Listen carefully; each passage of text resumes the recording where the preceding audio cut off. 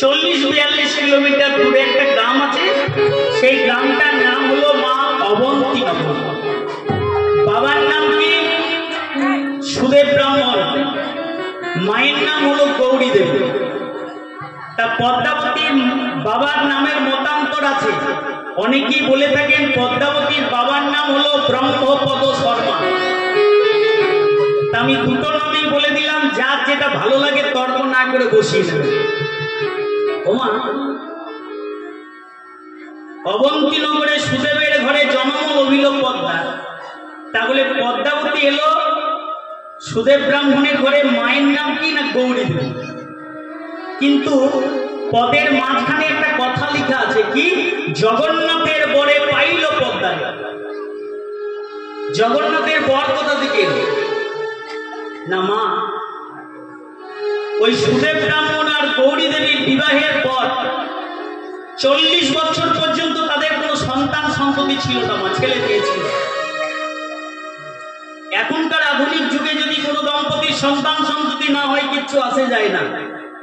তৎকালীন সময় যদি কোনো দম্পতির সন্তান সন্ততি না হতো, তাদেরকেও মুখ দর্শন করতো না মা, কেউ মুখ দেখতো না। তাই তারা সন্তান কামনার আশায় পুরীর মন্দিরে গিয়ে, ওই গুন্ডিচা মন্দিরে গিয়ে জগন্নাথের চরণ তলে ধন্যা পড়েছিলেন। 14 দিন পর ওই কাঠের জগন্নাথ তাদেরকে দেখা দিয়ে বলেছিলেন, সুদেব, গৌরী, তোদের আকুল প্রার্থনায় আমি সন্তুষ্ট হয়েছি। যা, তোরা আমার কৃপায় বা আমার বরে তোরা একটা কন্যা সন্তান লাভ করবি। তবে মনে রাখিস, সেই কন্যা সন্তানই যখন 16 বছর বয়স হবে, তখন আমার মন্দিরে এসে আমার মন্দিরের তাকে সেবা দাসী করে দিয়ে যেতে হবে। ওমা, জগন্নাথের বর তো পেল, কিন্তু একরাশ দুঃখ আর একরাশ আনন্দ নিয়ে বাড়িতে ফিরে এলো। কেন না, 40 বছর একটা মেয়ে হলে তো হবে, দুঃখ হলো কেন না, মেয়েটাকে পেয়ে আবার 16 বছর বয়সে আবার হারাতে হবে। যাই হোক, সুখ দুঃখের সংসারে জগন্নাথের আশীর্বাদে বরে আজ পদ্মাবতী ভূমিষ্ঠ হলো ধরাধামে। সভাটি কেমন? বৈষ্ণব পদকর্তা কলম দিলেন কি, ওগো শুক্লায় তুমি তিথি, আবার কালে যে বসন্ত,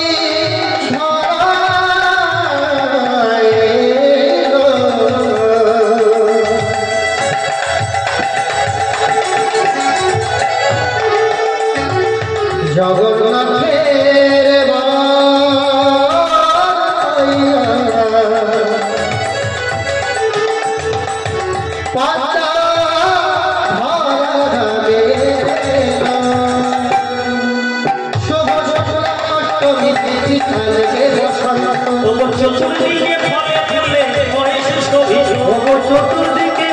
ফুলে হইছ শোভিত, চারিদিকে ফলে ফুলে হইছ শোভিত, চারিদিকে ফলে ফুলে হইছ শোভিত, জনমিলা কন্যা কি রূপে সরস্বতী, জনমিলা কন্যা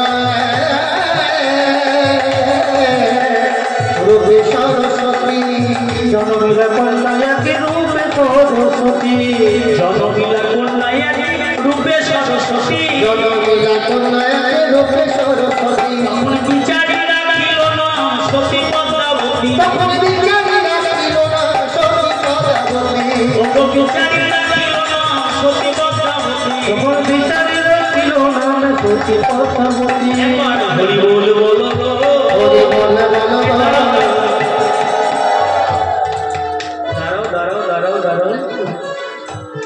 জন্মদিনে হরি বল কেউ বলে মা? খুব বোকা বলে জন্মদিনে হরি বল। জন্মদিনে কি কি করতে হয় মা? মায়ের আমার সব জানে। কারা কারা জানেন হাত তুলুন দেখি জন্মদিনে কি করতে হয়? হরে কৃষ্ণ হরে বল। কেউ জানে না? আমরা শুধু শুধু এত বড় হয়ে গেলাম গো। হরে কৃষ্ণ হরি বল। জন্মদিনে কি করতে হয়? উলধ্বনি দিতে হয়, ঘন্টার ধ্বনি, শঙ্খের ধ্বনি দিতে হয় তো নাকি?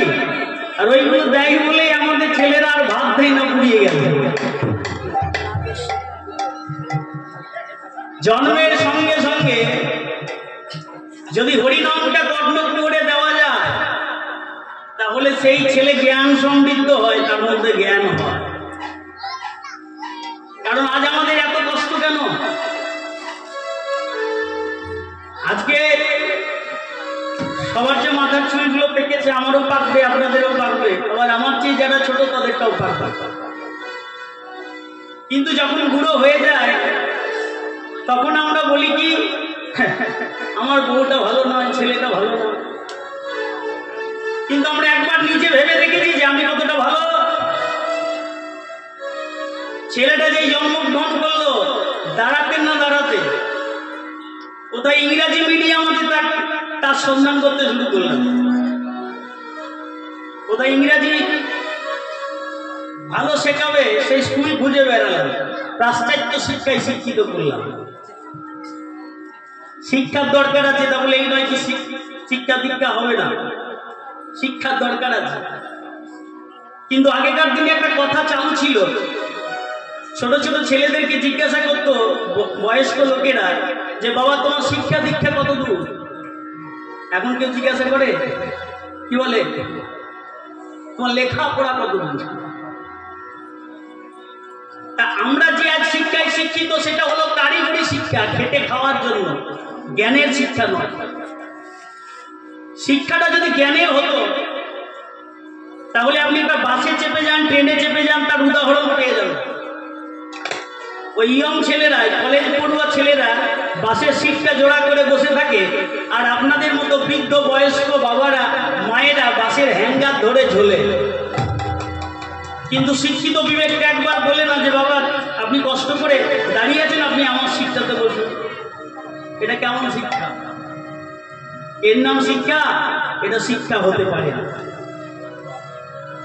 এই শিক্ষাটা তখনই ভালো হতো, প্রত্যেকটা বাবা মাকে বয়সে টানতে হতো না তখনই যখন ছেলেটার 12 বছর বয়স হয়েছিল, তখন যদি তার বাবা কোনো সৎগুরুর কাছে একটু দীক্ষাটা দিয়ে দিত। শিক্ষার সঙ্গে দীক্ষা না হলে জ্ঞানের পূর্ণ প্রকাশ ঘটে না। এটা গুরুতত্ত্বে ব্যাখ্যা করেছে মা। কি লিখেছে?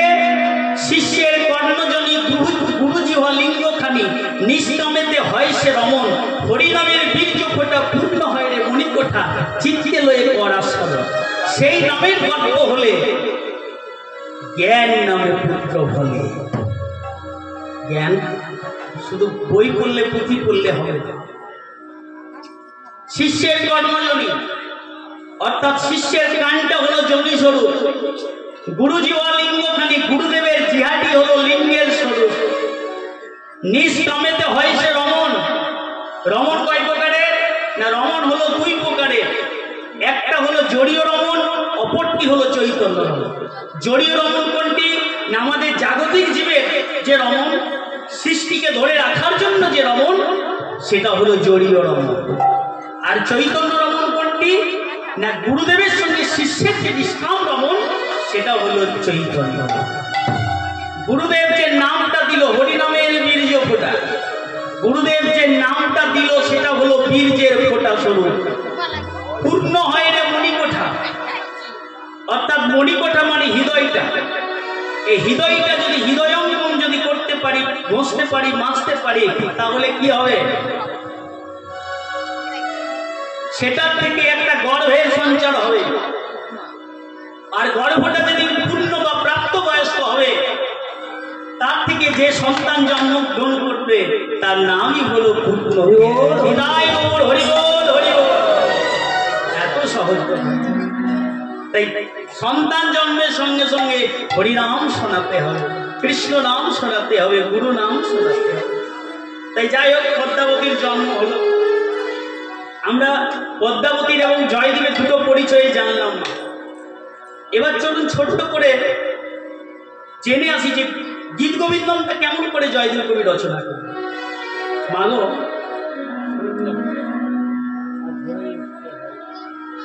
জয়দেব, ভোজদেব ব্রাহ্মণ আর বামাদেব একটা ছোট্ট সংসার।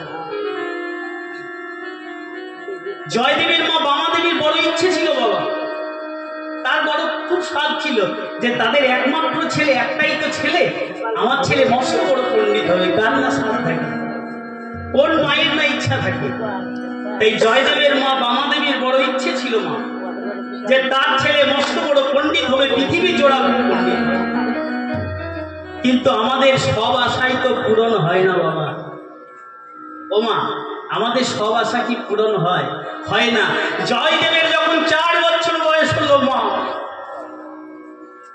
জয়দেবের যখন 4 বছর বয়স হলো, জয়দেবের মা বামাদেবী মারা গেল। জয়দেবের মা বামাদেবী মারা গেল। তুলসী মন্দিরের কাছে জয়দেবের মা বামাদেবীর সব দেহটাকে রেখেছে। 4 বছরের একটা ছোট্ট ছেলে জয়দেব মায়ের পাশে বসে বলছে, মা, মা গো, মা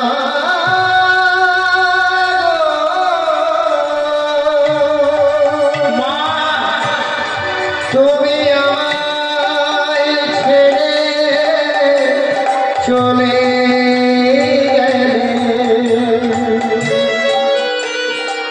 কেন তুমি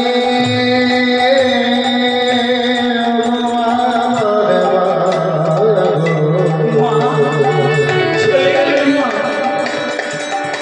ভগবান আমি কাকে মা বলে ডাকব, আমার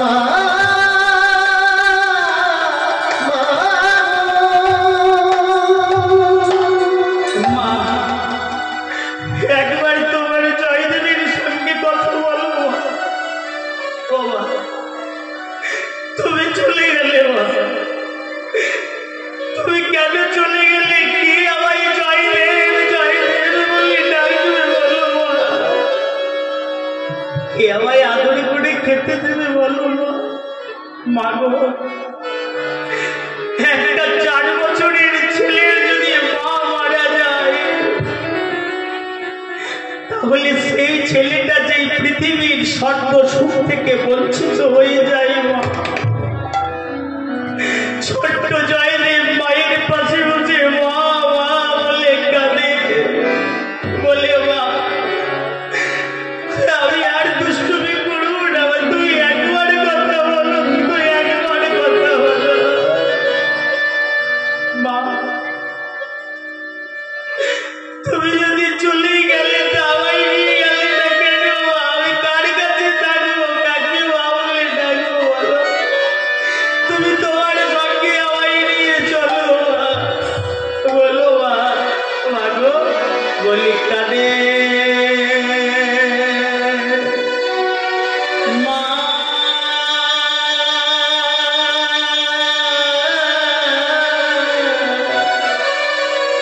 আমি কাঁদে মা বলে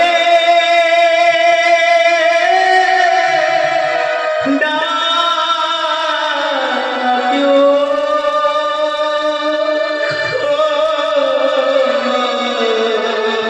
আমি তারে তারে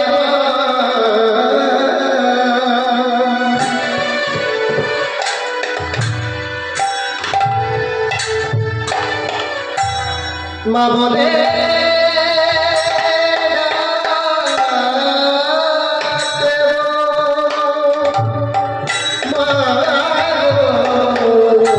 আমি কাঁদে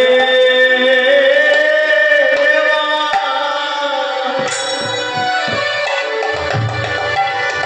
বলে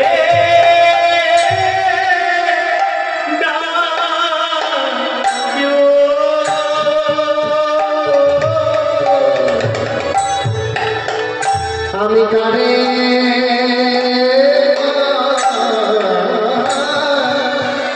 কারে মা বলে আমার মা বলা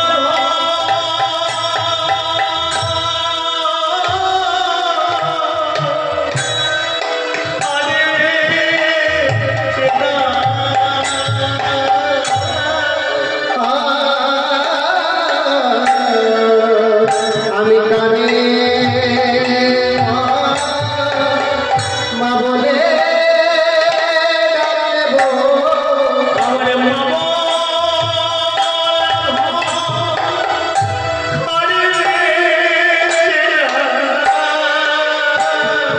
আমি কারে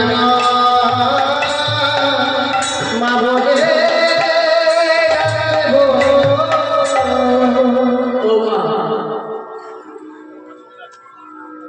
পাড়া প্রতিবেশী সবাই এসে একটা বাসের দোলায় চাপিয়ে কদমখণ্ডী শ্মশান ঘাটে জয়দেবের মরা মাকে নিয়ে যাচ্ছে। সবাই চিৎকার করে বলছে বলো হরি বলো হরি বলো হরি। ছোট্ট ছেলেটা এইটুকু একটু সাদা ধুতি পরে এইটুকু একটু সাদা ধুতি পরে একটা সাদা চাদর গায়ে দিয়ে ওই মরা মায়ের পিছনে দৌড়তে দৌড়তে যাচ্ছে মা মা বলে। জয়দেবের মা নাকি ভোজদেব গোস্বামী জয়দেবকে জড়িয়ে ধরে বলছে ওরে জয়দেব রে কাঁদিস না বাবা। ওরে এই পৃথিবীতে চিরকাল কারো মা বাবা বেঁচে থাকে না বাবা। ওরে তোর যখন মা বলে ডাকতে ইচ্ছে করবে না জয়দেব তুই আমায় মা বলে ডাকবি রে আমায় মা বলে ডাকবি বাবা। ওরে তোর যখন বাবা বলে ডাকতে ইচ্ছে করবে জয়দেব তুই আমায় বাবা বলে ডাকবি বাবা। কাঁদিস না বাবা। ছোট্ট ছেলেটা এইটুকু একটা ছেলে 4 বছরের ওইটুকু একটা ছেলে মা ছেড়ে থাকতে পারে বলে পাড়া প্রতিবেশীদের ছেলেদের সঙ্গে খেলে। খেলতে খেলতে যখন বেলা গড়িয়ে যায় সবাই নিজ নিজ ছেলেদেরকে ডাকে গোপাল গোপাল আই বাবা আই বাবা খেলবি আয় দুপুর হয়েছে। কিন্তু আর জয়দেবকে কি ডাকবে না? জয়দেবকে কে খেতে ডাকবে? সবার বাড়িতে তো মা আছে কিন্তু জয়দেবের তো মা নাই। আজ জয়দেবকে কে খেতে দেবে? কে ডাকবে আদর করে জয়দেব আরে বাবা? সবাই যখন নিজের নিজের মায়ের কাছে খেতে চলে যায় বাবা ওই 4 বছরের একটা ছোট্ট ছেলে কখনো গাছের আড়ালে মা কখনো একটা ভাঙা পাঁচিলের আড়ালে শুধু মা মা বলে দেখা দাও মায়ের সবাই একবার জয়দেব জয়দেব বলে দেখো। কিন্তু যে একবার মরে যায় মা সে তো আর এই পৃথিবীতে ফিরে আসে। ভোজদেব গোস্বামী দেখল এইভাবে যদি ছেলেটা মা মা বলে কাঁদে তাহলে ছেলেটা বোধহয় আর আমার বাঁচবে। তাই জয়দেব কবি মায়ের যখন 6 বছর বয়স হলো, মা করলো কি, ওই জামদহ গ্রামের পাঠশালায় গিয়ে ভোজদেব গোস্বামী ভর্তি করে দিলেন। দেখলো পড়াশোনার মধ্যে যদি ছেলেটা থাকে তাহলে হয়তো মায়ের দুঃখটা কিছু ভুলে থাকতে পারে। তাই যখন 6 বছর বয়স হলো তখন তাকে জামদহ গ্রামের পাঠশালায় গিয়ে ভর্তি করে দিল। তাহলে কেন্দুবিল্ল গ্রাম থেকে জামদহ গ্রাম কত দূর? না, বর্তমান মাইল মিটার অনুযায়ী কেন্দুবিল্ল থেকে জামদহ হলো 3 থেকে 4 কিলোমিটার। তা এখন তো অনেক আখড়া, লজ ইত্যাদি ইত্যাদি হয়েছে। তখনকার দিনে এত আখড়া, লজ ছিল না, ছিল কি একটা মস্ত বড় জঙ্গল। সেই জঙ্গলটার নাম ছিল একটা, হরে কৃষ্ণ, জঙ্গলটার নাম কি না গড় জঙ্গল। সেই গড় জঙ্গলের মধ্যে দিয়ে জয়দেব, 6 বছরের ছোট্ট জয়দেব করতো কি, পাঠশালায় পড়তে যেত। তা এখনকার মতন তো স্লেট পেন্সিল খাতা কলম ছিল না, মা কি ছিল? তখনকার দিনে পড়াশোনার জন্য ছিল তাল পাতার পুঁথি, স্বরের কলম আর কালির দোয়ার। আর এখনকার মতো টিফিন বাক্স ছিল না, লুচি পরোটাও ছিল না। আর ওই প্যাকেটে পাওয়া যায় কি নাম, কি নাম আপনারা তো জানেন, এখনকার ছেলে মেয়েদেরকে দেওয়া হয়। আমি তো বারবার নামটা ভুলে যাই, এই জন্য অনেক গাল খাই। কি নাম? ও ম্যাগি, তারপরে ইপি, এই সকল জিনিস পাওয়া যায়। আর ওইগুলো টিফিন বাক্সকে চিপকে ছেলে যাই গাড়িতে চেপে স্কুলে। আর তখনকার দিনে কি ছিল? তাল পাতার পুঁথি, স্বরের কলম, কালির দোয়ার আর একটা পুকুলির মধ্যে চিড়ে, মন্ডা, মুরগি, কলা, বাতাসা ইত্যাদি নিয়ে এই বগলের মধ্যে দেবে, পাঠশালায় করতে দেবে।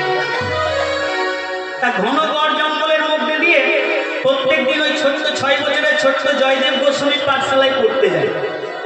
একদিন হঠাৎ করে বাবা ভোজদেব গোস্বামীকে এসে বলছে, বাবা, ও বাবা, জানো তো জঙ্গলের মধ্যে যখন একা পেরিয়ে যায় না, হ্যাঁ আমার বড্ড ভয় করে। এখনকার দিনে যদি ছেলে বলে আমার বড্ড ভয় করে, বাবা বলে কি করবি? টর্চ লাইট দিয়ে আমি তোর সঙ্গে যাবো, ভয় করার দরকার নেই। ঠিক বাবা বলবেন, বলে আমি তোর সঙ্গে যাবো। কিন্তু ভোজদেব গোস্বামী কত সুন্দর কথা বলছে, বলে বাবা ভয় কিসের রে, ভয় কিসের, ভয় কিসের? বনের মধ্যে একজন থাকে রে, বনের মধ্যে একজন থাকে। ছোট্ট ছেলে জিজ্ঞাসা করছে, কে থাকে বাবা? বলে, ওরে তার নাম হলো মধুসূদন। তোর যখন ভয় করবে না, তুই তখন মধুসূদন মধুসূদন বলে ডাকবি, দেখবি তোর সব ভয় কেটে যাবে। ছোট্ট ছেলে বাবার কথায় বিশ্বাস করেছে, কারণ ছোট্ট ছেলের বিশ্বাস থাকে। কেন বিশ্বাস কোথায় থাকে না, একটা বাচ্চা ছেলেকে উপর দিকে ছুড়বে, দেখবেন ছেলেটা খিলখিলিয়ে হাসছে, কারণ তার বিশ্বাস আছে যে ছুড়েছে সে তাকে ধরবে। আর আমাকে যদি ছড়ে করি বাবা, কারণ আমার বিশ্বাস নাই যে ছুড়েছে সে আমায় ধরবে। এই ছোট ছেলের বিশ্বাস আছে। বাবা বলেছে, ওরে মধুসূদন আছে, ডাকবি, তোর ভয় কেটে দেবে। পরের দিন আমার ছেলে করেছে কি, 6 বছরের ছোট্ট ছেলে তালপাতার পুঁথি, স্বরের কলম, কালির দোয়াত নিয়ে আর ওই পুকুলির মধ্যে চিড়ে, মন্ডা, মুরগি নিয়ে বগলের মধ্যে দেবে, যাচ্ছে কোথায়? পাঠশালায় পড়তে। যেতে যেতে যেই না ঘন অন্ধকার জঙ্গলের ভেতরে এসেছে, অমনি ভয় পেয়েছে। আর যেই ভয় পেয়েছে, বাবা শিখিয়ে দিয়েছে, ডাকবে মধুসূদন।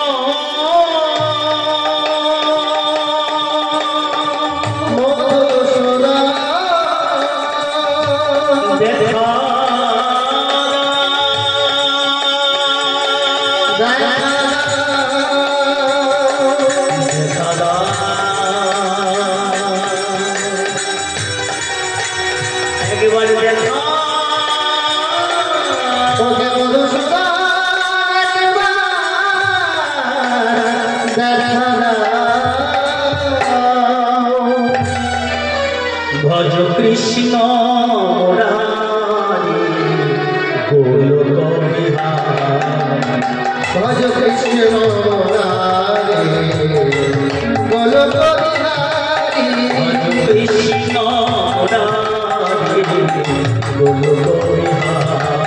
ভজ কৃষ্ণ মুরারি গোলক বিহারী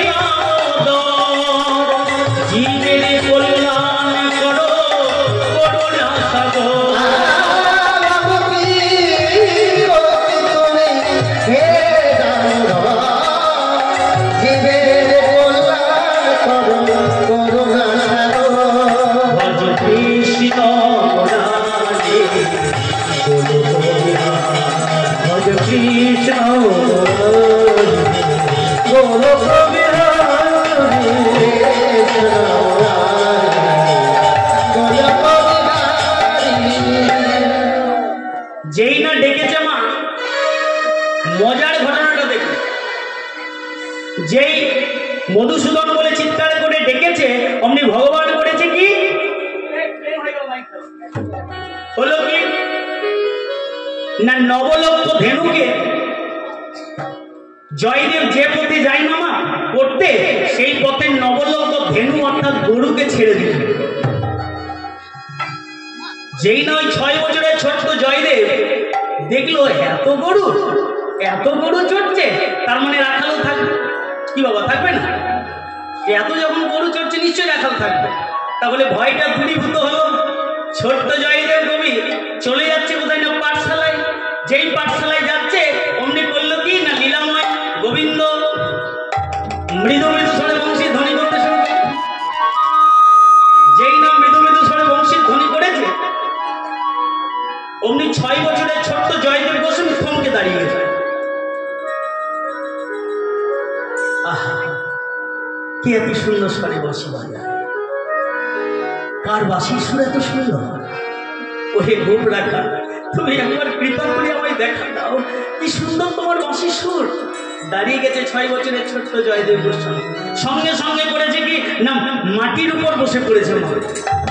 স্বরের কলমটাকে বের করেছে, তাল পাতাটাকে বের করেছে, পুঁথিটাকে কালির দোয়াতে চুবিয়ে গীত গোবিন্দমের প্রথম শ্লোকটা রচনা করলেন।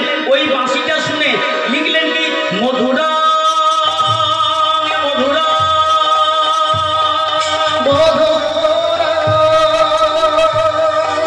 মধুরতি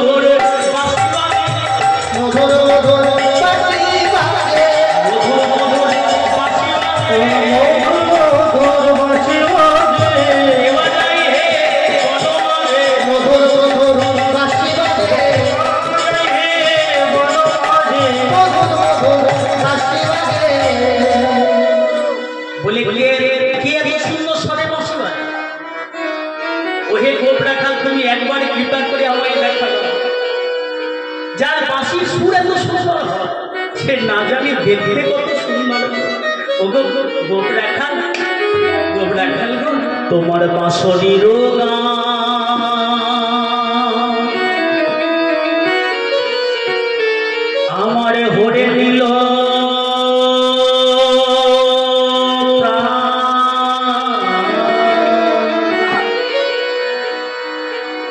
তোমার বাঁশরির গান আমার ভরে নিল প্রাণ। বলো বলো ওগো কেবা তুমি বাঁশরিয়া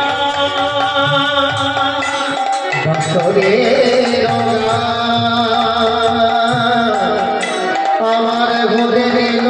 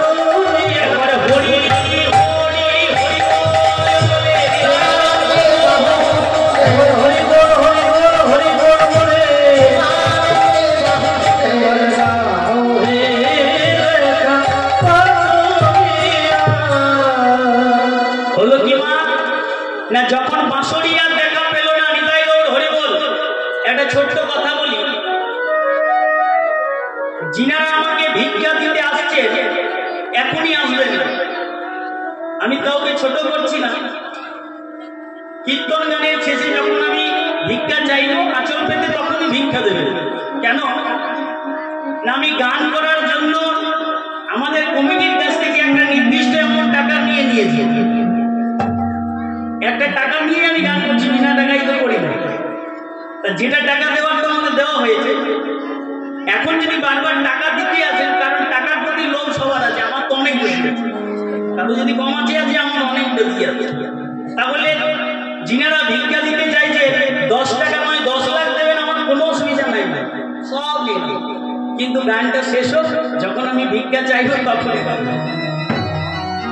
কারণ কীর্তন গান হলো ভাব সঙ্গে, ভাবের আদান প্রদান ছাড়া কীর্তন গান ভালো হয় না। আর বারবার পয়সা দিতে এলে অনেক অসুবিধা হয়। সবাই মিলে একবার বলুন প্রেমানন্দে হৃদয় গৌর হরি বল। তা বাঁশরিয়া যখন দেখা পেল না মা, যখন পেল না তখন বললো কি না, তাল পাতার প্রতি স্বরের কলম কালির দোয়াত সব ফুটিয়ে আবার ওই ছিঁড়ে মন্ডা মুখী যা ছিল চলতে শুরু। যেই চলে যাচ্ছে লীলাময় পরমানন্দ গোবিন্দ ভক্তকে কৃপা করবেন বলে, দেখা দেবেন বলে করলো কি না, এক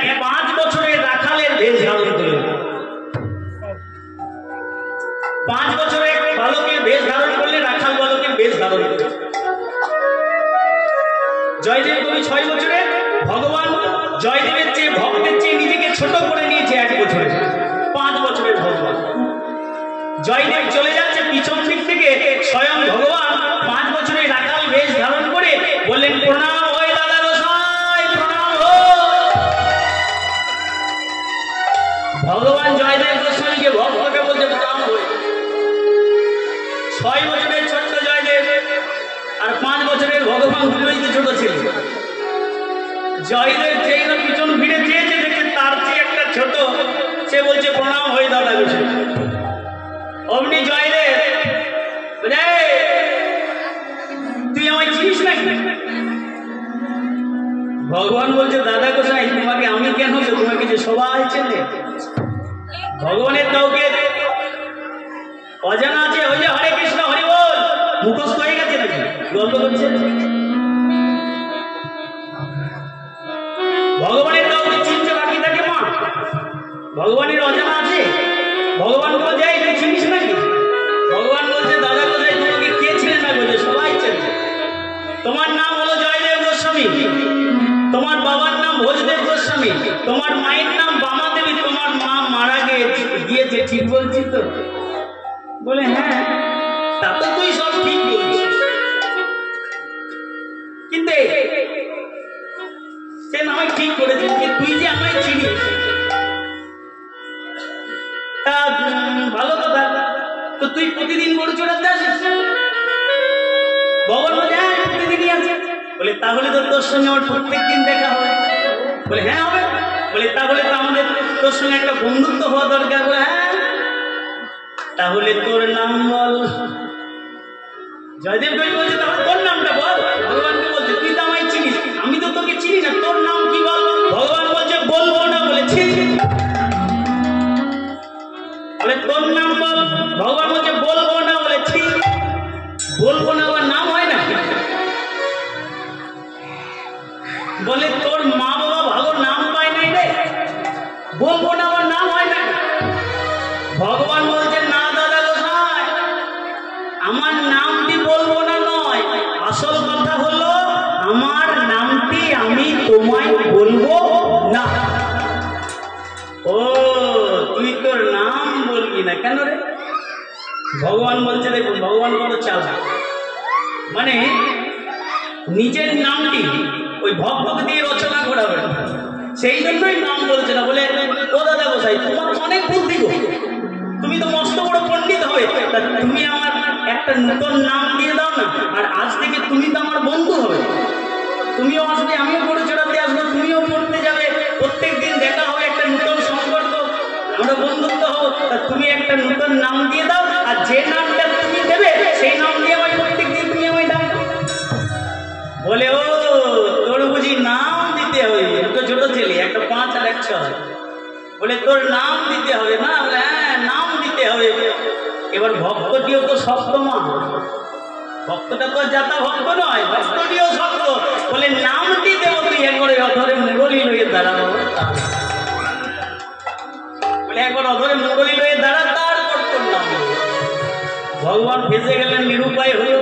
ভগবান অধরে মুরলি লইয়ে দাঁড়িয়েছে, যেই অধরে মুরলি লইয়ে ভগবান দাঁড়িয়েছে অমনি হলো কি না, সঙ্গে সঙ্গে জয়দেব কবি মাটির উপর বসে পড়ল, তাল পাতার পুঁথিটাকে বের করে স্বরের কলমটিকে কালির দোয়াতে চুপিয়ে গীত গোবিন্দমের শ্লোকটা রচনা করলেন, আর ভগবানের নামটি রচনা করলেন। সবাই মিলে ধ্বনি দেবেন, ভগবানের নাম রচনা করবেন। কেমন করে? জয়দেব কবি সম্মুখে ভগবান দাঁড়িয়ে আছে অধরে মুরলি লয়ে, জয়দেব কবি সম্মুখে বসে আছে। লিখলেন কি, নবীন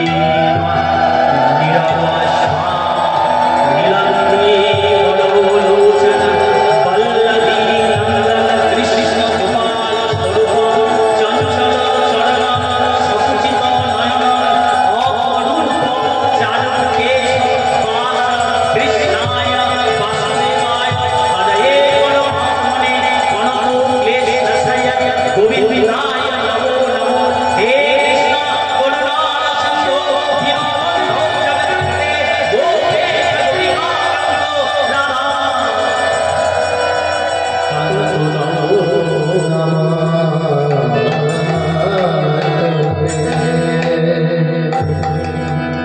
বলে ও দাদা গোসাই, তোমার ওই তাল পাতার পুঁথিতে তো অনেক কিছু লিখে দিলে গো, কিন্তু আমার নামটা কই দিলে?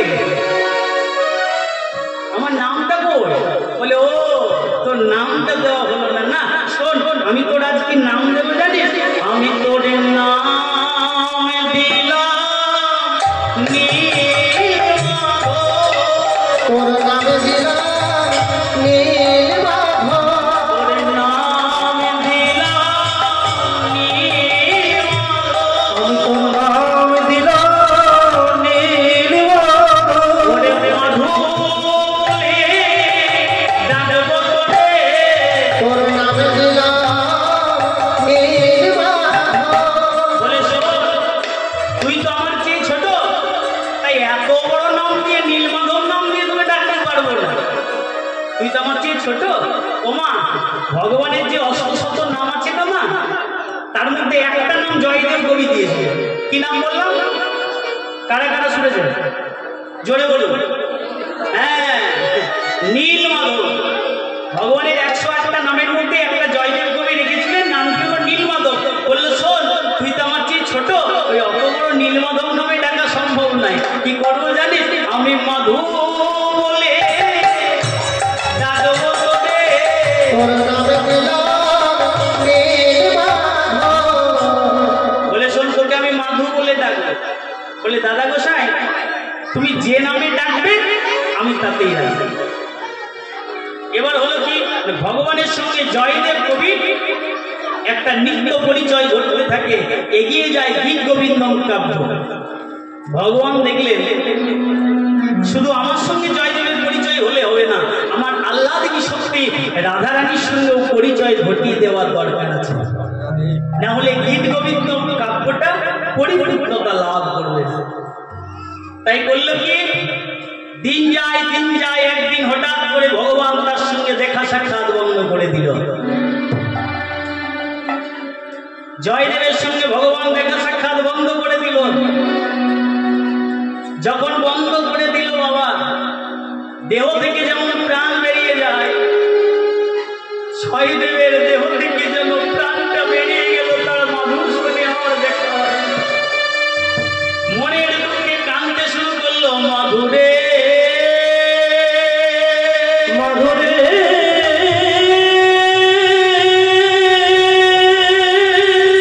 একবারে কৃপা করে আমায় দেখা দেবে।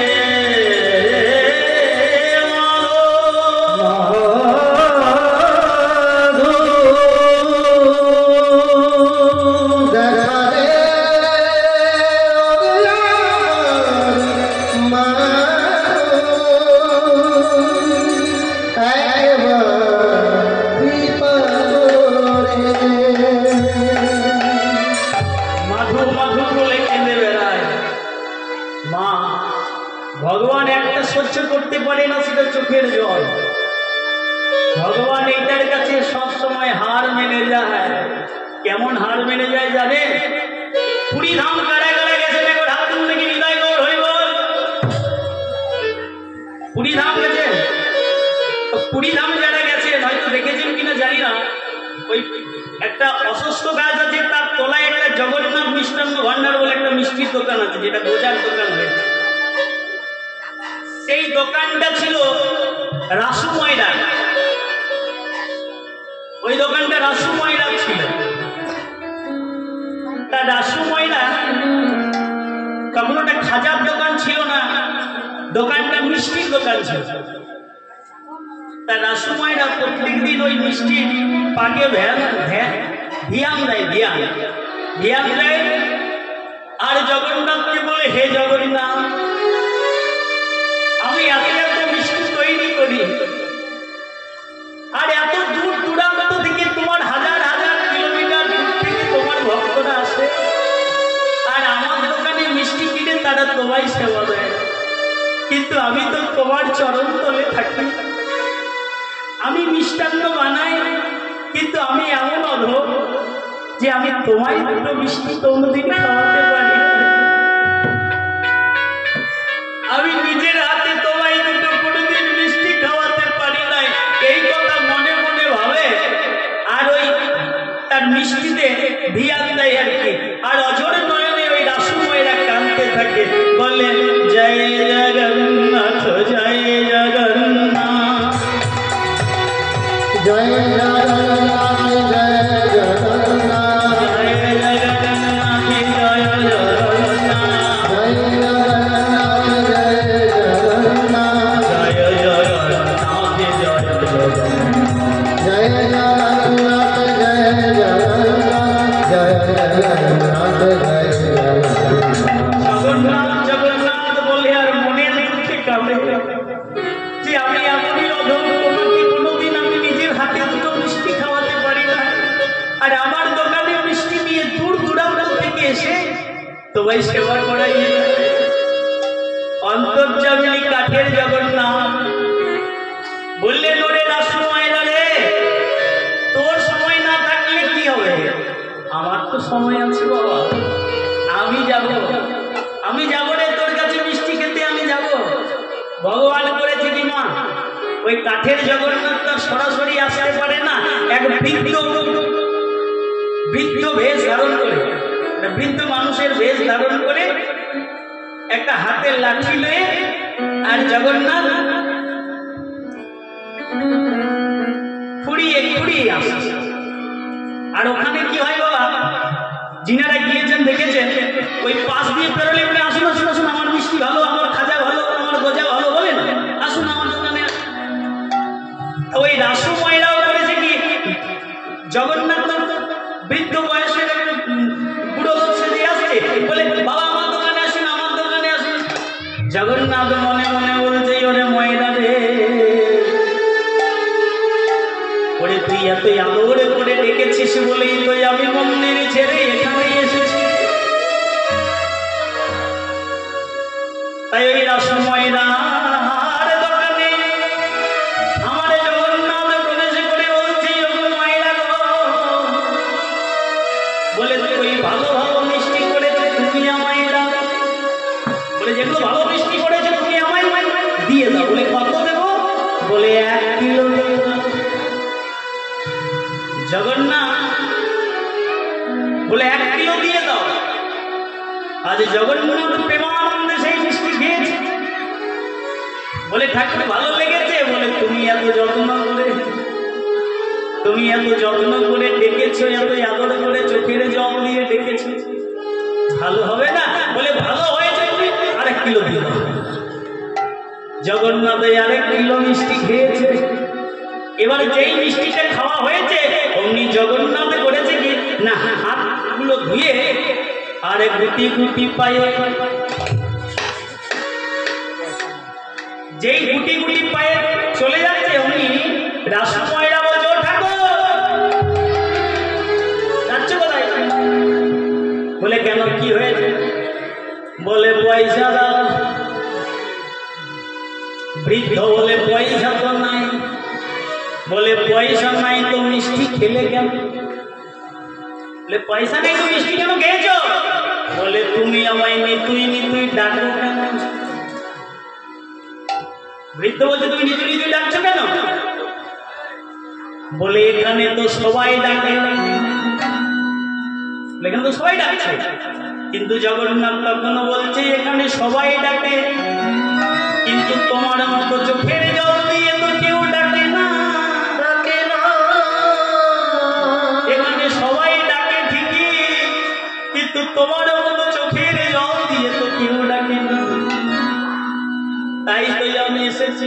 বলে ওই বুদ্ধি ছাড়ো, আগে আমার টাকা মেটাও, বলে আমার কাছে পয়সা নাই, বলে পয়সা নাই তো কেন খেলে। ওই রাসময়রার সঙ্গে জগন্নাথের ওই হচ্ছে, বলছে টাকা নেই, বলছে টাকা দাও, টাকা নেই টাকা দাও। তখন নিরুপায় হয়ে রাসময়রা যখন মাছর বান্ধা পয়সা দিতে হবে, বলে আমি পয়সা পরে দিয়ে যাব, ভগবান বলেন পরে পয়সা দিয়ে যাবো, বলে না হবে, তোমাকে আমি চিনি না জানি না, কোথায় পালিয়ে যাবে তার কোনো ঠিক নাই। জগন্নাথ বলছে ওই যে মন্দির দেখা যাচ্ছে, তোমার অসুবিধা নাই, ওই মন্দিরটা দেখা যাচ্ছে, ওখানেই আমি থাকি, আমার যখন পয়সা হবে তখন আমি ঠিক তোমায় দিয়ে যাব। তখন ওই ময়রা বলছে ও ঠাকুর বুদ্ধি ওই মন্দিরে অনেকেই থাকে। জগন্নাথ বলছে যারা থাকে তারা সবাই আমি দেখতেই আসে। ময়রা বলে চালাকি ছাড়ো, পয়সা নয় করি না। তখন জগন্নাথ বলে ওই দোকানি আমার কাছে পয়সা নাই, তবে তোমার যদি পয়সা দরকার থাকে তাহলে এক কাজ করো না, আমার ডান হাতে আমার সোনার তাগাই আছে, তুমি সেই সোনার তাগা খুলে নাও, আর যখন আমার পয়সা হবে আমি পয়সা দিয়ে আমার সোনার তাগা ছাড়াই নিয়ে যাব।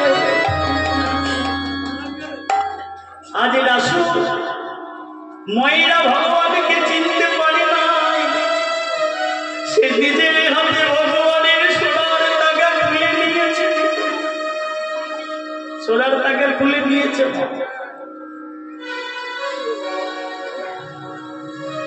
জগন্নাথ নিজের মন্দিরে ফিরে গিয়েছে।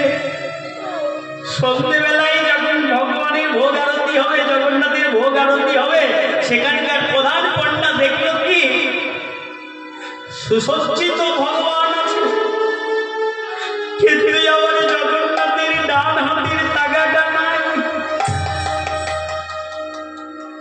কাঠের জগন্নাথের মা তাগাটা নাই, ডান হাতের তাগা নাই। পুরীর ওই পূজারী যে জগন্নাথের সেবা যায়, ভোগ আরতি করে, সে যেইটা জগন্নাথের দিকে তাকিয়েছে বলে হে প্রভু তোমার তাগা কোথায় গেল? কিন্তু কাঠের জগন্নাথ তার কথা বলে না বাবা। কিন্তু পুরীর ওই পণ্ডা বলে জগন্নাথ তোমার এই সোনার তাগা কোথায় গেল? এটা যদি আমি জানতে না পারি তাহলে সবাইকে আমায় চোর বলবে ঠাকুর, কারণ তোমাকে আমি ছাড়া তো কেউ স্পর্শ করে না, তোমাকে আমি ছাড়া তো কেউ স্পর্শ করে না, সবাই তো আমায় চোর বলবে। এ দয়াবহ, শুধু শুধু আমি চোর হবো কেন বলো ঠাকুর? তোমার সোনার তাগা কোথায় গেল? কিন্তু জগন্নাথ যখন কথা বলে না, অঝোর নয়নে কেঁদে কেঁদে পুরীর প্রধান পণ্ডা ওই শিলার উপর মাথা মস্ত আছাড় দিতে লাগলো।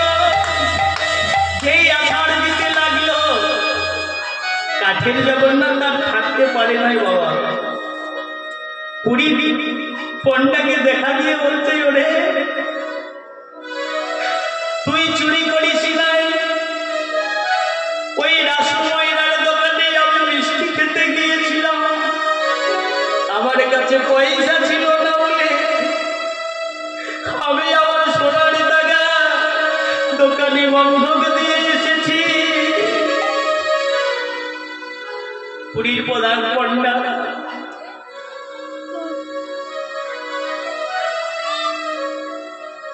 ছুটতে ছুটতে গিয়ে রাসময়রার পাশটা জড়াইয়ে ধরে বলছে ময়রা গো, বলি দাও দাও তোমার চরণে ধুলি, দাও দাও তোমার চরণ ধুলি, দাও দাও তোমার চরণে ধুলি, দাও দাও তোমার চরণ ধুলি, ভক্ত শিরা মনি বাঙালি, দাও দাও তোমার চরণ ধুলি। রাসময়রা বলে কি আপনি ব্রাহ্মণ, আপনি আমার কেন পাশ ছুঁয়েছেন? বলে তুমি যে সাধারণ মানুষ নও, জাতিতে ময়রা বলে কি হবে? তুমি তো সাধারণ মানুষ নও। আমি এতদিন ধরে যে জগন্নাথের সেবা করে জগন্নাথ পাই না, তুমি সেই জগন্নাথকে নিজের হাতে মিষ্টি খাইয়েছ, তুমি কম ধার্মিক নও। রাসময়রা বলে আমি কখন জগন্নাথকে মিষ্টি খাওয়ালাম?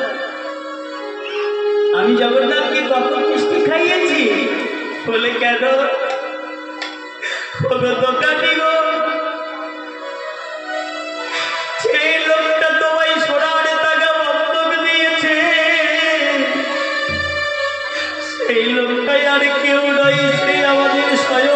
জগন্নাথ।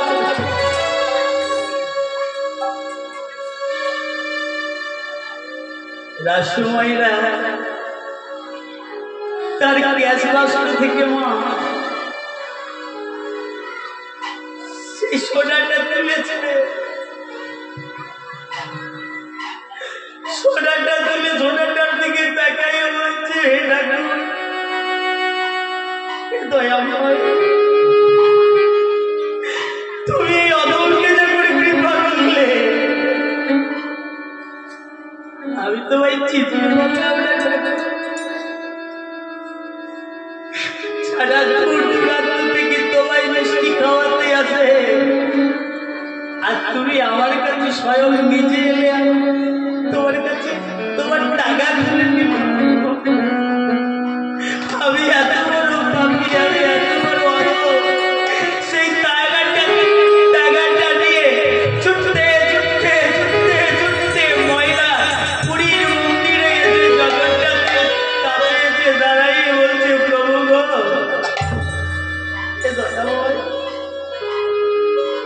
তুমি যখনই অধমকে দেখা দিলে, অধমকে যখন দেখা দিলে আমি তো ভাই বুঝতে পারলাম না,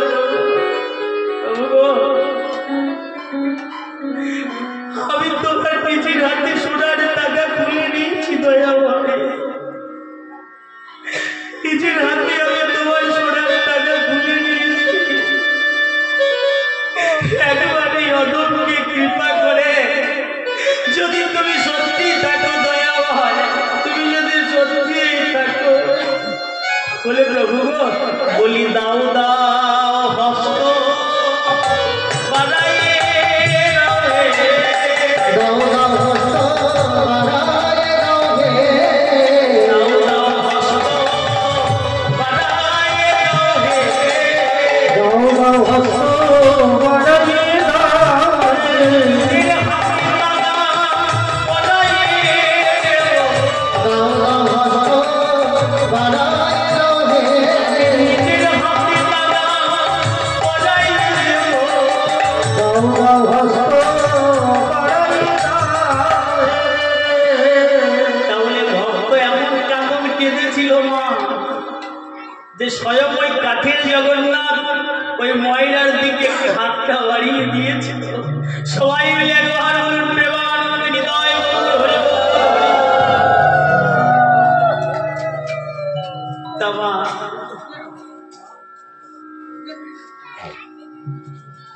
ভগবান দেখল যে রাধারানীর সঙ্গে তো পরিচয় করিয়ে দিতে হবে, তাই আর থাকতে না পেরে রাধারানীকে সঙ্গে করে নিয়ে এসেছে। কত সুন্দর মজার কথা দেখো, ভক্তের বয়সটা কত বলেছি, কত বলেছি বলতে হবে মুখে মুখে, হ্যাঁ বাবা তবে তো বুঝবো আপনারা শুনছে। ভক্তের বয়স কত? 6, ভগবানের বয়স আর রাধারানীর বয়সটা করেছে আমার 4 বছর, একেবারে সেটিং। কত সুন্দর, ভক্ত 6, ভগবান 5 আর রাধারানী আল্লাদিনী শক্তির বয়স 4 বছর। বনের মাঝে দাঁড়িয়ে আছে ভগবান, দাঁড়িয়ে আছে পিছনে রাধারানী দাঁড়িয়ে আছে। যেই না দেখতে পেয়েছে জয়দেব মাধু দাঁড়িয়ে আছে, তার পিছনে একটা মেয়ে দাঁড়িয়ে আছে, উনি মাধুর কাছে গিয়ে বলছে, ও মাধু কোথায় গেছিলি রে, কোথায় গিয়েছিলি, তোকে যে আমি দেখতে পাই নাই। আবার পরক্ষণে মেয়েটাকে যে দেখা পেয়েছে বলে, ও মাধু মেয়েটাকে কোথায় পেলি, এই বনের মাঝে একটা মেয়েকে ধরে নিয়ে এসেছিস, তো লজ্জা করে না? ওইটুকু একটা মেয়েকে ধরে নিয়ে এসেছিস, তো লজ্জা করে না? কেন নিয়ে এসেছিস ওকে? ভগবান বলছে, দাদা গোসাই এই মেয়েটা ভারী পথ ভারী পাচি। বলে কেন মেয়েটা ভারী পথ পাচি হবে? বলে ও দাদা গোসাই তুমি আমার একটা নতুন নাম দিয়ে দিয়েছো না, তুমি আমার একটা নতুন নাম দিয়েছো, আর এই মেয়েটার কাছে যেই না বললাম যে আমার দাদা গোসাই আমার নতুন নাম দিয়েছে, অমনি মেয়েটা আমার কিছু ছাড়ে না, আর কিছু ছাড়ে না। বলে তোমার দাদা গোসাইকে দিয়ে আমারও একটা নতুন নাম দেওয়া। আমি বললাম কেন দাদা? আমার বলি ও দাদা দাদা গোসাই, এই মেয়েটা কিছুতেই কিছু ছাড়ে না, ভারী পথ। তা বলি যেমন তেমন করে একটা নাম দিয়ে দাও না, এই মেয়েটারও একটা যেমন তেমন নাম দিয়ে দাও, তাহলেই হবে। ভগবান দেখছেন তো মা কত চালাক, মানে রাধারানীরও নাম দেওয়া। ছোট্ট জয়দেব গোস্বামী, 6 বছরের জয়দেব গোস্বামী বলছে ও আচ্ছা আচ্ছা, এই মেয়েটারও বুঝি একটা নাম দিয়ে দিতে হবে, তাই বল। দাঁড়া দাঁড়া, এই মেয়েটারও নাম দেবো। মেয়েটাকে একবার আমার সম্মুখে দাঁড় করা, তারপর মেয়েটারও একটা নাম দিয়ে দেবো। রাধারানী সম্মুখে দাঁড়িয়েছে, জয়দেব গোস্বামী করেছে কিন্তু সঙ্গে সঙ্গে মাটির উপর বসে পড়েছে, তালপাতা পুঁতিটাকে বের করে স্বরের কলমটাকে কালির দোয়াতে ছুঁয়ে আবার একটা শ্লোক রচনা করেছে, রাধারানীর নাম দিয়েছে তপ্ত কাঞ্চন গৌরাঙ্গী রাধে বৃন্দাবনেশ্বরী বিশ্বভানুসুতন্দে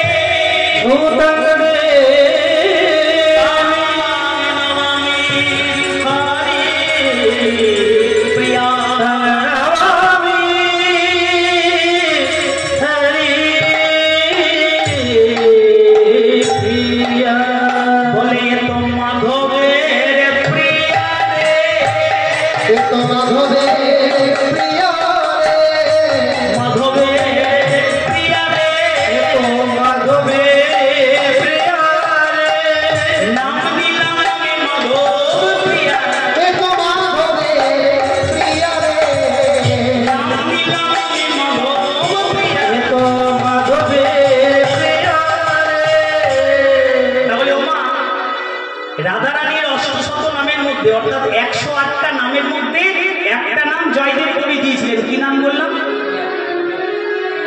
মনে নাই? মাধব প্রিয়া। হ্যাঁ ঠিক বলেছিলেন, মাধব প্রিয়া নাম দিয়ে। এবার যেই না মাধব প্রিয়া নাম দিয়ে দিয়েছে, অমনি মাধবকে বলছে ও মাধব, আমি নামটা ঠিক দিতে পেরেছি তো ভাই? মাধব বলছে আমি নামটা ঠিক দিতে পেরেছি তো? ভগবান মৃদু মৃদু হাসছে আর বলছে দাদা গোসাই, তোমার মতো ভক্ত কি এত বড় ভুল কাজ করতে পারে? দাদা গোসাই তুমি তো ভুল কাজ করতে পারো না, কারণ এ তো আমারই প্রিয়া গো, এ তো আমারই প্রিয়া গো, আমারই প্রিয়া গো, এ তো আমারই প্রিয়া গো, নাম দিলে তুমি মাধব প্রিয়া, এ তো আমারই প্রিয়া গো, নাম দিলে তুমি মাধব প্রিয়া, এ তো আমারই প্রিয়া গো। তাই এইভাবে নিত্য পরিচয় ঘটতে থাকে, এগিয়ে যায় গীত গোবিন্দম কাব্য। হলো কি মা, যেই না জয়দেব কবির 16 বছর বয়স হলো, জয়দেব কবি আস্তে আস্তে করে উন্মাদ অর্থাৎ পাগল হয়ে গেল। জয়দেব কবি খেপা হয়ে গেল মা, পাগল হয়ে গেল। প্রশ্ন আসবে জয়দেব কবি কেন পাগল হয়ে গেল? যার সঙ্গে ভগবানের ওঠা বসা, রাধা গোবিন্দের নিত্য পরিচয়, এত বড় ভক্ত, সে আবার পাগল হয়ে যায়? বাবা, কর্মের ফল ভোগ করতেই হবে। যেমন কর্ম করবেন ফল আপনাকে তেমনই ভোগ করতে হবে। তাহলে চলুন ফিরে যাই একটু সত্য যুগে। কে ছিলেন জয়দেব গোস্বামী? জয়দেব গোস্বামী কে ছিলেন? কেন তিনি পাগল হয়ে গেলেন? এটা আমরা জেনে আছি। কোথায় যাব না? সত্য যুগে। জয়দেব কবি কে ছিলেন না, সত্যকালে জয়দেব কবি ছিলেন মান্ধাতা পুত্র মুচকুন্দ। তা মান্ধাতা পুত্র মুচকুন্দকে স্বর্গরাজ্যের দেবতারা দেব স্নাপতি করে নিয়ে গিয়েছিল। মা স্বর্গরাজ্যে দেব স্নাপতি করেছিলেন। অনেকদিন দেবতাদের হয়ে যুদ্ধ বিগ্রহ করেছিলেন এই মান্ধাতা পুত্র মুচকুন্দ। এবার যখন হলো কিনা কার্তিকের জন্ম হলো, কার্তিক আস্তে আস্তে করে বড় হলো মা, যখন দেব সেনাপতিত্বের ভারটা নিতে পারলো, তখন একদিন মুচকুন্দকে ডেকে বলেন, মুচকুন্দ, কার্তিক দেব সেনাপতির ভার নিতে পেরেছে, তুমি এবার বাড়িতে ফিরে যাও, বাড়িতে গিয়ে বিশ্রাম নাও। তবে এতদিন পর্যন্ত তুমি আমাদেরকে যে অসুরদের হাত থেকে রক্ষা করলে, তুমি তোমার ইচ্ছের মতো বর চেয়ে নাও, যা চাইবে তাই দেবে। মুচকুন্দ করজোড়ে বললেন, প্রভু আমার পিতার নাম হলো মানধাতা, আমার পিতার হেন দ্রব্য নাই, হাতি ঘোড়া মণি মুক্তা জমি জায়গা থেকে শুরু করে টাকা পয়সা সব আছে। আমার পার্থিব জগতের কোন বস্তুর কোনো দরকার নাই। যদি বর দিতেই হয় প্রভু এই বর দাও, যেন আমি শান্তিতে ঘুমোতে পারি। আমি যে রাত্রে ঘুমোতে পারি না দয়াময়, কত সন্তান হারা মা, যুদ্ধের সময় কতজনকে আমি মেরেছি, কত সন্তান হারা মা, রাত্রিবেলায় তুই বাহু প্রসারিত করে বলে ফিরিয়ে দাও, তুমি আমার ছেলেকে মেরে ফেলেছ।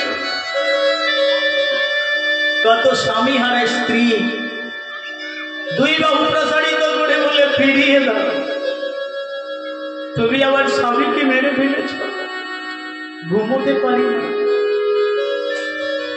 ঘুমোতে পারি না দয়াময়। যদি বর দিতেই হয় এই বর দাও প্রভু, যেন আমি শান্তিতে ঘুমোতে পারি। ভগবান বললেন, যাও তথাস্তু। ওই হিমালয় পর্বতের পাদদেশে একটা গুহা আছে, সেই গুহাটার নাম হলো প্রভর্ষণা গুহা। মনে রাখবেন, কি নাম বললাম? প্রভর্ষণা গুহা। ওই প্রভর্ষণা গুহার মধ্যে তুমি গিয়ে ঘুমিয়ে পড়ো। আমি আশীর্বাদ করলাম, যে তোমার ঘুম ভাঙাতে যাবে, তুমি তার দিকে তাকালে তোমার রোষানলে সে ভস্মীভূত হয়ে যাবে।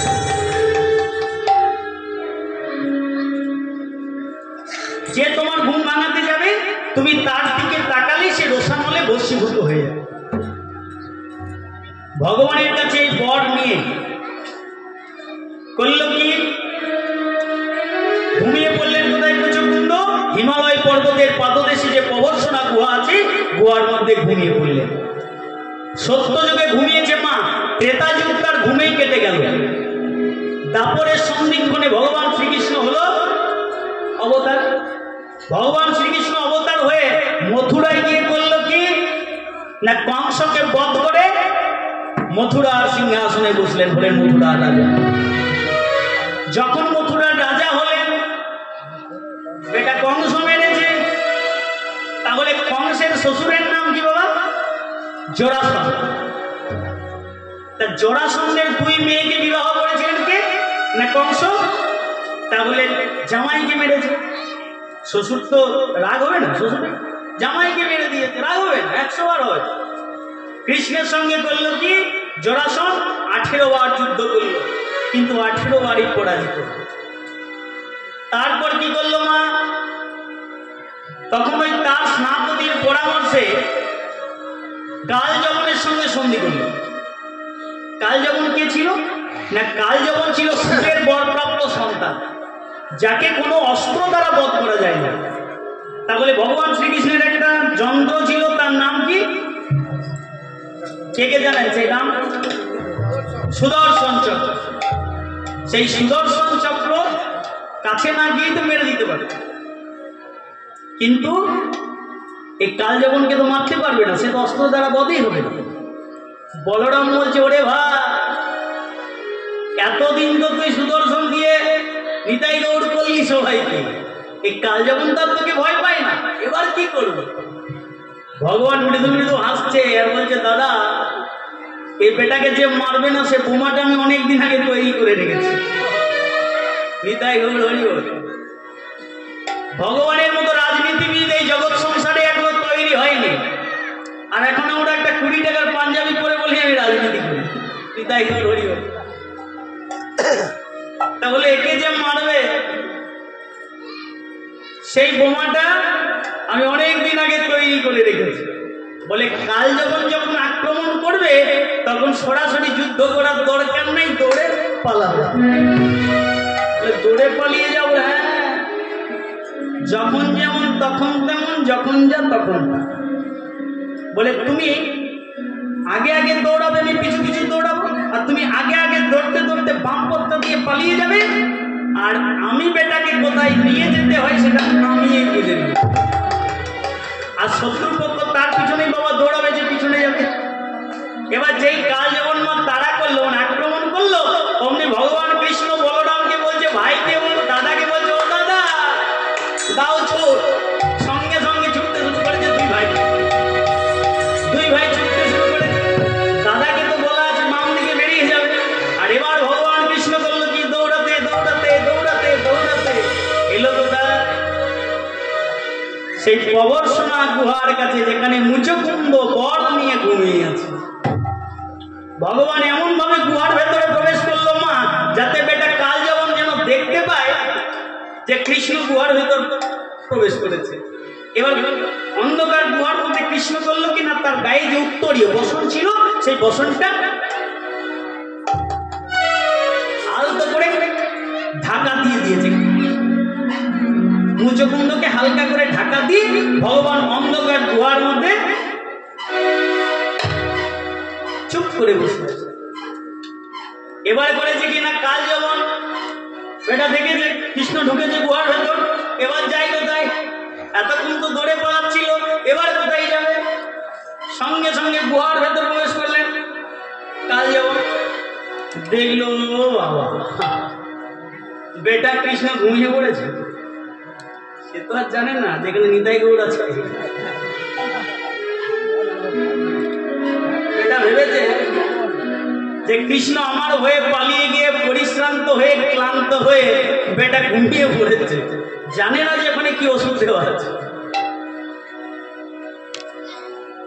মুচকুন্দর কাছে গিয়ে বলছে, ঘুম কৃষ্ণ, ঘুম হচ্ছে, আমার হয়ে পালিয়ে গিয়ে লোকের জামাইকে, অপরের জামাইকে মেরে নিশ্চিন্তে ঘুম হচ্ছে, দেখাচ্ছি ঘুম। সঙ্গে সঙ্গে পদাঘাত, যেই পদাঘাত করেছে অমনি মুচকুন্দর ঘুমটি ভেঙে গিয়েছে বল। আর যেই ঘুমটা ভেঙে গিয়েছে, কাল যবনের দিকে তাকাতেই কাল যবন ভস্মীভূত হয়ে গেল। ভস্মীভূত হয়ে গেল অর্থাৎ বিনা অস্ত্রে কাল যবন মারা গেল। কৃষ্ণ বেরিয়ে এলো মুচকুন্দর কাছে। মুচকুন্দ কৃষ্ণকে দেখে বলছে, প্রভু আবার পাপ করালেন, আবার পাপ, এক পাপের জ্বালায় এত বছর ঘুমাচ্ছে, আবার পাপ। ভগবান বলছে, আর তোমার এতে কোনো পাপ হবে না, তুমি আজ আমার কাছে আরেকটা বর চেয়ে নাও, যা চাইবে তাই দেবে। বড় জোরে বলছে, প্রভু গো, বর যদি দিতেই হয় প্রভু এই বর দিন, আর ওই কাটাকাটি মারামারি ওই কুলে আর জন্ম যেন না হয়। ওই ক্ষত্রিয় কুলে আর জন্ম গ্রহণ করতে চাই না, মারামারি কাটাকাটি আর ভালো লাগে না। বলে কি করবে, ও গো ক্ষত্রিয় লেতে আর আমি জন্ম না নেব, আমি ক্ষত্রিয় লেতে আর জন্ম না নেব,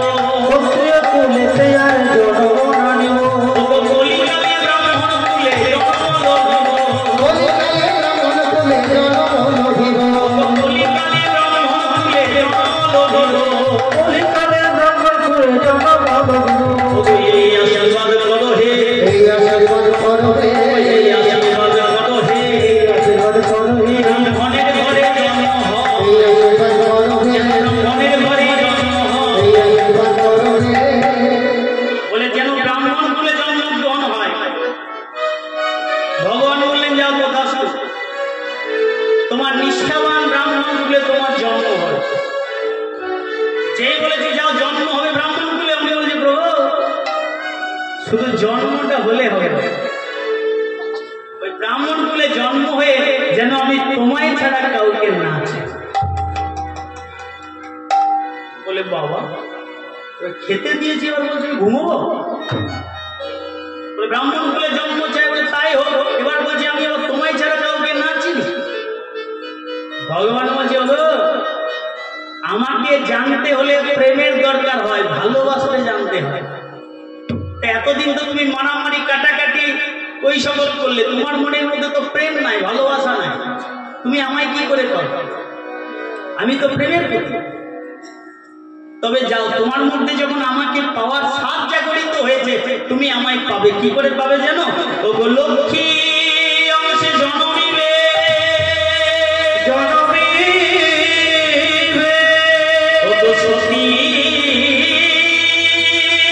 পদ্মাবতী, সতী পদ্মাবতী তাহার মিলনে পাবে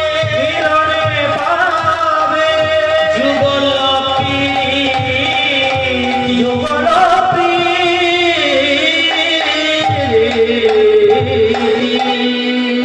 কি বললেন? লক্ষ্মী অংশে জনমিবে সতী পদ্মাবতী তাহারও মিলনে পাবে যুগলক্ষ্মী। যেই নেই কথা কি বলেছে? বলে না প্রভু, না প্রভু, ও তো সে জনমে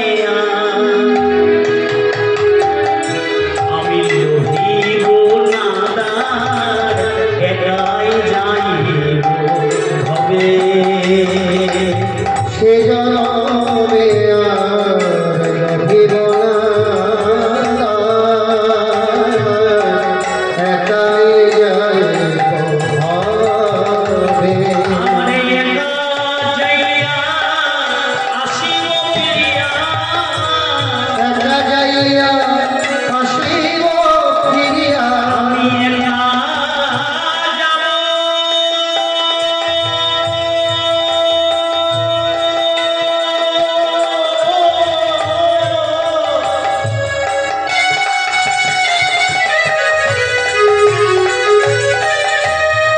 আমারে একা ফিরে আসিব।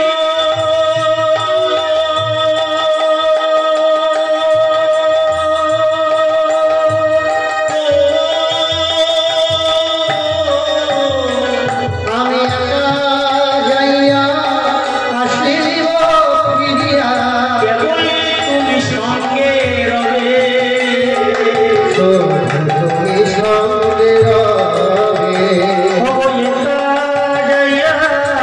আসিব ফিরিয়া, শুধু তুমি সঙ্গে রবে, শুধু তুমি সঙ্গে রবে। আমি লোভিব না আমি লইব না, লোভিব না আমি লইব না, তুমি যে আমার লোভিব না।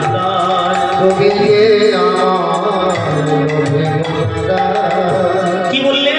ওগো সেজনমে আর লোভিব না দাদা। তার শব্দের অর্থ হলো স্ত্রী, অর্থাৎ আগত কলিকালে জন্মগ্রহণ করবো, আমি কোনো স্ত্রী সঙ্গ করবো না, আমি শুধুমাত্র তোমারই সঙ্গ করবো।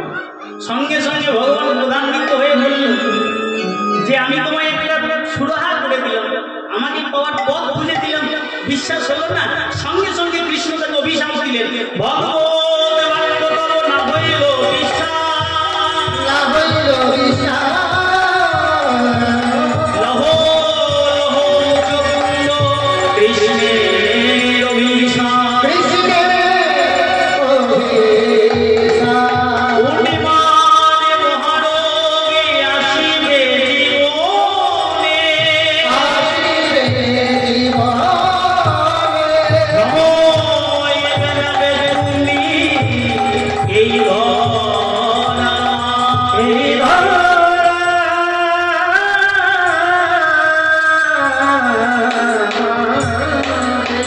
কি বললে? ভগবত বাক্য তব না হইল বিশ্বাস, লহ লহ মুচকুন্দ কৃষ্ণের অভিশাপ, উন্মাদ মহারোগ আসিবে জীবনে, ভ্রময়ে বেড়াবে তুমি এই ধরা মাঝে। তুমি পাগল হয়ে যাবে, উন্মাদ হয়ে যাবে। যেই না বলেছে উনি আছাড় খেয়ে পড়েছে গোবিন্দের চরণে, প্রভু তুমি আমায় খোড়া করে দাও ঠাকুর, তুমি আমায় বোবা করে দাও, অন্ধ করে দাও, কিন্তু পাগল করে দিও না গো।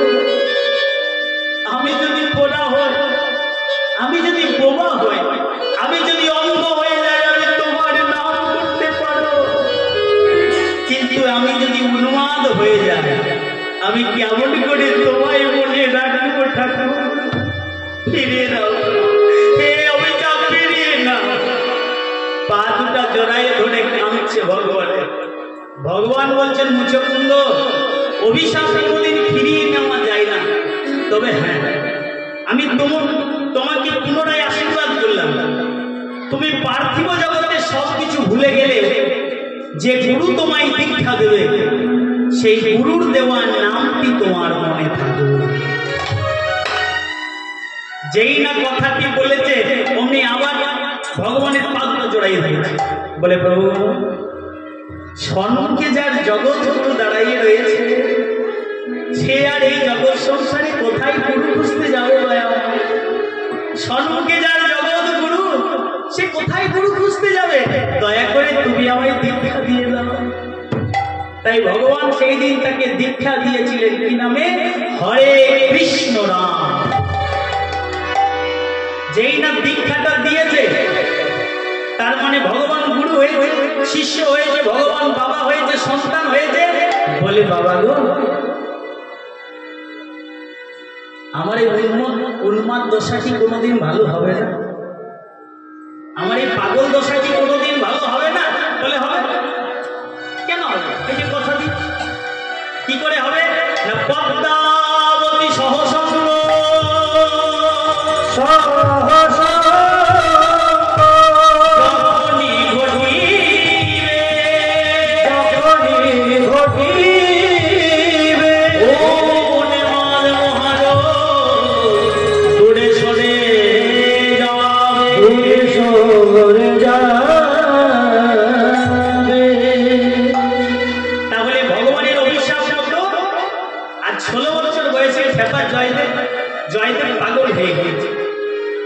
পাগল হয়েছে, এমন পাগল মা কিছুই মনে নাই, ঘরের কথা মনে নাই, বাবার কথা মনে নাই, কি আছে না ভগবানের দেওয়ার নামটি মনে আছে, গুরু দেওয়ার।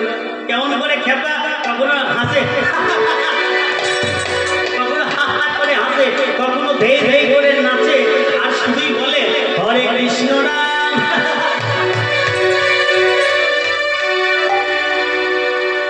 খেপা হয়ে গিয়েছে, আমার তো কিছু মনে নাই, শুধু হরে কৃষ্ণ রাম, হরে কৃষ্ণ রাম, হরে কৃষ্ণ রাম, হরে কৃষ্ণ রাম, হরে কৃষ্ণ রাম, হরে কৃষ্ণ রাম, হরে কৃষ্ণ রাম, হরে কৃষ্ণ রাম, হরে কৃষ্ণ রাম, হরে কৃষ্ণ রাম, হরে কৃষ্ণ রাম, হরে কৃষ্ণ রাম, হরে কৃষ্ণ রাম, হরে কৃষ্ণ রাম, হরে কৃষ্ণ রাম, হরে কৃষ্ণ রাম, হরে কৃষ্ণ রাম। ও মা, ধেই ধেই করে হরে কৃষ্ণ রাম, হরে কৃষ্ণ রাম করে বেড়ায়। আমি যদি পাগল হয়ে যাই আর মনে করি শাল তোরা গেলাম, আমায় চিনবে না, যে ছেলেটা কীর্তন করছিল পাগল হয়ে গেছে। তেমনি পাশের গ্রামে জয়দেব গিয়েছে, পাশের গ্রামে আপনাদের মতো বাবার আবার হ্যাঁ রে, ও ওটা ওই ভোজদেবের ছেলেটা নয়, জয়দেব নয়, ওটা ভোজদেবের ছেলেটা নয়। এই খেপা, এই খেপা, শোন শোন শোন শোন শোন, হরে কৃষ্ণ নাম, হরে কৃষ্ণ নাম। এ তোর বাবার নাম কি রে? আমার বাবার নাম, হ্যাঁ আমার বাবার নাম তোমরা শুনবে শুনবে, আমার বাবার নাম, হ্যাঁ আমার বাবার নাম কি জানো? হরে কৃষ্ণ রাম, হরে কৃষ্ণ রাম, হরে কৃষ্ণ রাম, হরে কৃষ্ণ রাম, হরে কৃষ্ণ রাম, হরে কৃষ্ণ রাম, হরে কৃষ্ণ রাম, হরে কৃষ্ণ রাম। এই খেপা তোর নাম কি রে? আমার নামটা শুনবে, হ্যাঁ আমার নামটা কি জানো? আমার নামটা কি জানো? হরে কৃষ্ণ রাম, হরে কৃষ্ণ রাম, হরে কৃষ্ণ রাম, হরে কৃষ্ণ রাম, হরে কৃষ্ণ রাম, হরে কৃষ্ণ রাম, হরে কৃষ্ণ রাম, হরে কৃষ্ণ রাম। আপনাদের মতো মমতাময়ী মায়েরা, আপনাদের মতো মমতাময়ী মায়েরা বলে আহারে দেখ ব্রাহ্মণের ছেলে 2-4 দিন হয়তো কিচ্ছু খায়নি, দেখ কেমন পেটটা পড়ে আছে, হয়তো খেতে পায়নি ছেলেটা। এই খেপা শোন শোন বাবা শোন শোন, বলে হরে কৃষ্ণ রাম, হরে কৃষ্ণ। বলে এই খেপা তোর খিদে পেয়েছে? হ্যাঁ। এই খেপা তুই কিছু খাবি? হ্যাঁ। এই খেপা তুই কি খাবি? ও মা আমায় খেতে দিবি মা, আমায় খেতে দিতে কি খাবি বল? হরে কৃষ্ণ রাম, হরে কৃষ্ণ রাম, হরে কৃষ্ণ রাম, হরে কৃষ্ণ রাম, হরে কৃষ্ণ রাম, কৃষ্ণ রাম হরে কৃষ্ণ রাম হরে কৃষ্ণ রাম হরে কৃষ্ণ রাম হরে কৃষ্ণ রাম হরে কৃষ্ণ রাম হরে কৃষ্ণ রাম হরে কৃষ্ণ রাম হরে কৃষ্ণ রাম হরে কৃষ্ণ রাম হরে কৃষ্ণ রাম এইভাবে ধেই ধেই করে নেচে বেড়ায় আর হরে কৃষ্ণ নাম করে বেড়ায়। সব গ্রামেই তো সব থাকে মা। ওই পাড়ার 4টে বুড়ো পিতা ভোজদেব গোস্বামীর কাছে গিয়ে বলছে, ভোজদেব তোর ছেলে আর ভালো হবে না রে, তোর ছেলে মস্ত বড় পাগল হয়ে গেছে, আর ভালো হবে না। তা কারো বাবার কাছে গিয়ে যদি পাড়ার সবাই এমন বলে আর কতদিন ভালো থাকে বাবা। পুত্রের চিন্তায় চিন্তান্বিত হয়ে জয়দেবের বাবা ভোজদেব গোস্বামী একদিন মারা গেল। জয়দেবের বাবাও একদিন মারা গেল। যেদিন জয়দেবের বাবা বাড়িতে মারা গেল সেই দিনও খেপা জয়দেব কদম খণ্ডির ঘাটে বসে বসে অজয়ের জলে পা ধুলায় ধুলায় বলছে, হরে কৃষ্ণ রাম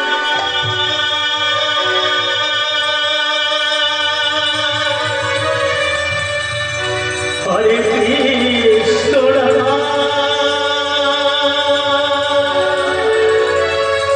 হরে কৃষ্ণ রাম হরে কৃষ্ণ রাম হরে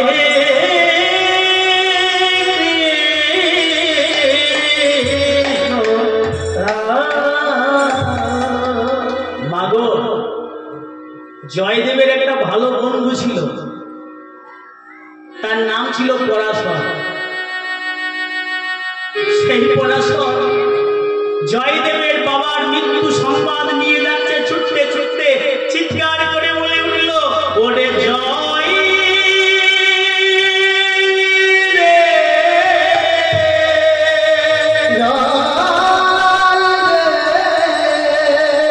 জয় রে, জয় রে,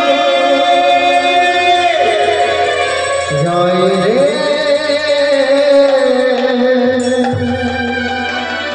জয়দেব এ তুই কি করছিস রে ভাই?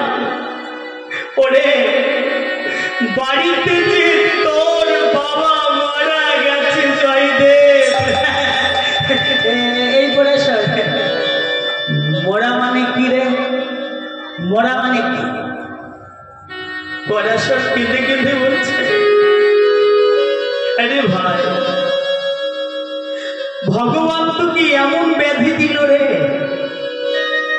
ভগবান তো কি এমন রোগ দিল রে ভাই, বাড়িতে তোর বাবা মারা গেছে এটাও বুঝতে পারছিস না? ওরে তোর বাবা যে আর বেঁচে নাই রে, মারা গেছে। এই পরাশর, ও ভাই ও ভাই বল না, মোরা মানে কি, বেঁচে নাই মানে কি, বল না। পরাশর কেঁদে কেঁদে বলছে, ওরে জয়দেব তোর বাবা যে চিরকালের মতো ঘুমিয়ে গেছে জয়দেব। চুপ চুপ চুপ চুপ চুপ চুপ। বেশ হয়েছে, আজ আমার বাবা ঘুমিয়েছে, বেশ হয়েছে। তোরা কেউ ঘুম থেকে তুলবি না, আমার বাবাকে কেউ জাগাবি না, কেউ ঘুম থেকে তুলবি না। বেশ হয়েছে। ওরে জয়দেব, মানুষ যখন একবার শেষ ঘুমিয়ে যায় জয়দেব, তাকে আর জাগানো যায় না রে। জয়দেব বলে, পরাশর তুই জানিস না পরাশর, আমার বাবা রাত্রে কোনোদিন ঘুমোতো না রে, আমার বাবা রাত্রে কোনোদিন ঘুমোতো না। ছোটবেলায় আমার মা মারা যায়, তখন থেকে আমি বাবার গলাটা, রাত্রিবেলায় বাবার গলাটা জড়াইয়ে ধরে ঘুমোতাম। বাবা আমার মাথায় হাত বুলিয়ে দিত আর আমি কখন ঘুমিয়ে পড়তাম। একদিন হলো কি জানিস পরাশর, আমার অধিক রাত্রে ঘুম ভেঙে যায় রে। দেখি আমার বাবা, আমার বৃদ্ধ বাবা আমার মাথায় হাত বুলাচ্ছে আর অঝরে নয়নে কাঁদছে। বাবাকে জিজ্ঞাসা করলাম, বাবা তুমি ঘুমোনি বাবা? আমার বাবা কি বললো জানিস পরাশর, করে যাই রে আমি যে রাত্রি আর ঘুমোতে পারি না বাবা। কেন বাবা? করে তোর মায়ের যে বড় ইচ্ছে ছিল বাবা, তুই মস্ত বড় পণ্ডিত হবি, পৃথিবী জোড়া পণ্ডিত হব, আমি কেমন করে তোর মায়ের আশাকে পুত্র করবো বল?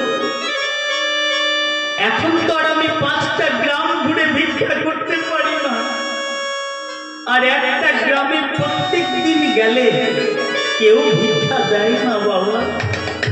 আমি কেমন করে তোকে মস্ত বড় পণ্ডিত করবো বল? সেই চিন্তায় যে আমি ঘুমোতে পারি না বাবা। জানিস পরাশর, আমার বাবা কোনোদিন ঘুমায় না। হ্যাঁ বেশ হয়েছে, আর যখন ঘুমিয়েছে বেশ হয়েছে। চল ভাই বাড়িতে ফিরে চল। পরাশর জয়দেবকে বাড়িতে নিয়ে এসেছে, সুন্দর করে একটা বাঁশের দোলা সাজিয়ে জয়দেবের বাবা ভোজদেব গোস্বামীর দেহটাকে বাঁশের দোলায় চাপিয়ে 4 জন কাঁধে তুলে নিয়ে বলছে, বলো হরি বলো হরি বলো হরি। কদমপন্ডী শ্মশান ঘাটে নিয়ে যাচ্ছে, আর ওই খেপা 16 বছরের খেপা জয়দেব ওই মোড়াটার পিছনে, মোড়া বাবার পিছনে বাবা বাবা বলে কাঁদতে কাঁদতে ছুটে চলেছে। কদমপন্ডী শ্মশান ঘাটে সুন্দর করে একটা চিতা সাজাইয়েছে, চিতার উপর ভোজদেব গোস্বামী দেহটাকে দিয়েছে।